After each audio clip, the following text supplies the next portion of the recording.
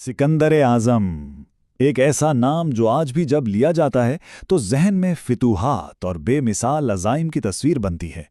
जी हाँ, तारीख के सबसे अजीम जंगी कमांडरों में से एक।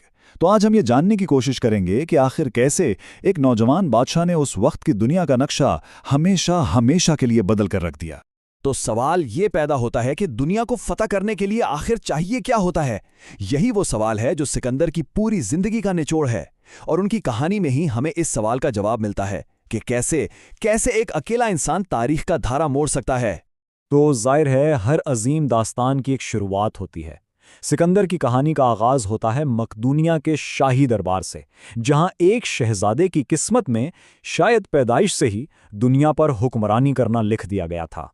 356 कबल मसीह में जब सिकंदर पैदा हुए तो उनकी परवरिश ही बिल्कुल गैर मामूली थी। एक तरफ थे इनके वालिद बादशाह फिलिप दोम, जिन्होंने उन्हें जंगी हिकमत अमली के गुर सिखाए। दूसरी तरफ उनकी वालदा ओलंपियाज, जिन्होंने इनके अंदर निडर और बेखौफ होने का जज्बा भरा। और फिर उस्ताद के तौर पर मिला भी कौन? अरस्तू, वो अजीम फलसफी जिसने उनके जहन को इल्म और क़यादत की ऐसी रोशनी दी कि बस ये समझें कि एक फातेह बनने की मुकम्मल ट्रेनिंग हो रही थी।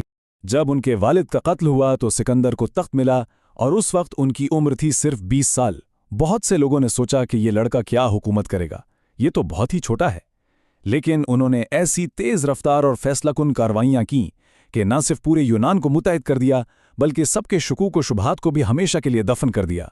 तो अब जब यूनान मुतहद हो चुका था, सिकंदर ने अपनी नज़रें एक बहुत बहुत बड़े हदफ पर जमा लीं, और वो हदफ था ताकतवर फारसी सल्तनत, जो उस जमाने की आप कह लें सुपर पावर थी।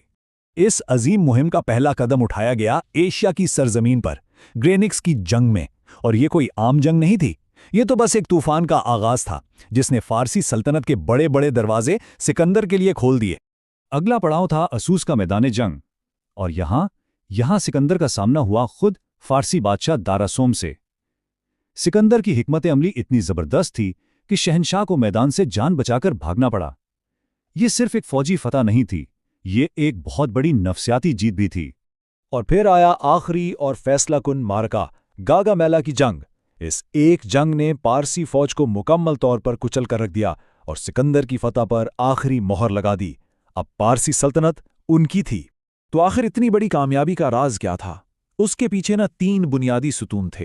पहली चीज, उनकी शानदार जंगी हिकमत अमली। वो मुख्तलिफ फौजी दस्तों को एक साथ इस्तेमाल करने के माहिर थे। दूसरी चीज, उनकी फौज जो लोहे की तरह मुनज़्ज़म और हद दर्जा वफादार थी। और सबसे बढ़कर उनकी अपनी लीडरशिप।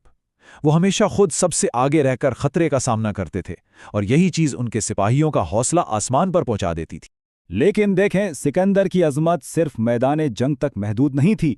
वो सिर्फ ज़मीनें फतह नहीं करना चाहते थे, बल्कि दिल और दिमाग भी जीतना चाहते थे। उनका एक ख्वाब था मशरिक और मगरिब की तहजीबों को मिलाकर एक बिल्कुल नई दुनिया बनाने का ख्वाब। इसकी एक मिसाल मिस्र है। जब वो वहां पहुंचे तो लोगों ने उन्हें एक हमलावर के तौर पर नहीं देखा, बल्कि एक निजात दहिंदा के तौर पर उनका इस्तकबाल किया। यहां तक कि उन्हें फिरौन का दर्जा दे दिया गया। ये बात उनकी क़ियादत के एक बिल्कुल मुख्तलिफ पहलू को दिखाती है। और यहीं मिस्र में उन्होंने अपने सबसे मशहूर शहर की बुनियाद रखी, इस्कंदरिया। ये वो शहर है जो आने वाली सदियों तक इल्म, सकाफत और तिजारत का सबसे बड़ा मरकज़ बना रहा। शायद सिकंदर की फतूहात का सबसे देरपा असर था हेलेनिज्म का फैलाव। ये क्या था? ये एक नए दौर का आगाज था। एक ऐसा दौर जहां यूनानी फ़लसफ़ा, आर्ट और ज़बान ने मशरिक़ की कदीम रिवायात के साथ मिलकर एक नई मुतहर्रिक तहज़ीब को जन्म दिया, और इस तहज़ीब की रोशनी सदियों तक दुनिया को रोशन करती रही। फारस और मिस्र तो फतह हो चुके थे, लेकिन सिकंदर रुके नहीं। उनका सफ़र अभी जारी था। वो अपनी फ़ौज को मशरिक़ की तरफ लेकर चल पड़े, उस वक्त की मालूम दुनिया के बिल्कुल किनारों तक। और फिर हिंदुस्तान में दरियाए झीलम के किनारे सिकंदर का सामना हुआ अपनी जिंदगी के सबसे सख्त हरीफ से, राजा पोरस और उनके देवा हेकल जंगी हाथी। ये एक ऐसी जबरदस्त जंग थी जिसने मकदूनियाई फौज की हिम्मत का आखिरी इम्तिहान लिया। जंग तो सिकंदर जीत गए, लेकिन वो राजा पोरस की बहादुरी से इतना मुतासिर हुए कि उन्होंने एक हैरान कुन फैसला किया। उन्होंने न सिर्फ पोरस को माफ किया, बल्कि उनकी सल्तनत भी उन्हें वापस लौटा दी। ये वाकया बताता है कि वो सिर्फ एक फातेह नहीं थे, बल्कि एक इंसाफ पसंद और अजीम शख्सियत के मालिक भी थे। लेकिन हर चीज की एक हद होती है। सालों की मुसलसल जंग के बाद अब इनकी फौज बुरी तरह थक चुकी थी। सिपाहियों ने मजीद आगे बढ़ने से साफ इनकार कर दिया और आखिरकार सिकंदर को भी इनकी बात माननी पड़ी और वापसी का सफर शुरू करना पड़ा। ये वापसी का सफर भी बहुत कठिन था और इसके कुछ ही अरसे बाद दुनिया के सबसे बड़े फातेह की जिंदगी का सफर अचानक ही तमाम हो गया। और सबसे हैरानकुन बात, जब 323 कब्ल मसीह में बाबिल में इनका इंतकाल हुआ तो उनकी उम्र थी सिर्फ 32 इयर्स। यकीन करना मुश्किल है ना, कि इतनी कम उम्र में कोई इतना कुछ कैसे हासिल कर सकता है। इनकी मीरास वाकई लाजवाल है।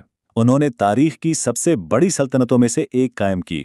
उन्होंने मशरिक और मगरिब की तहजीबों के बीच पुल बनाए और उन्होंने ही हेलेनिस्टिक सकाफत के वो बीज बोए जो सदियों तक फलते फूलते रहे। तो आखिर में सवाल फिर वही आके खड़ा हो जाता है, सिकंदर आजम कौन थे? क्या वो एक बेरहम फातेह थे जिनकी प्यास सिर्फ फतूहात से बुझती थी, या वो एक ऐसे विजनरी रहनुमा थे जो तहजीबों को एक दूसरे के करीब लाना चाहते थे? शायद उनका असल विरसा, उनकी असल पहचान इसी सवाल के जवाब में ही छुपी है।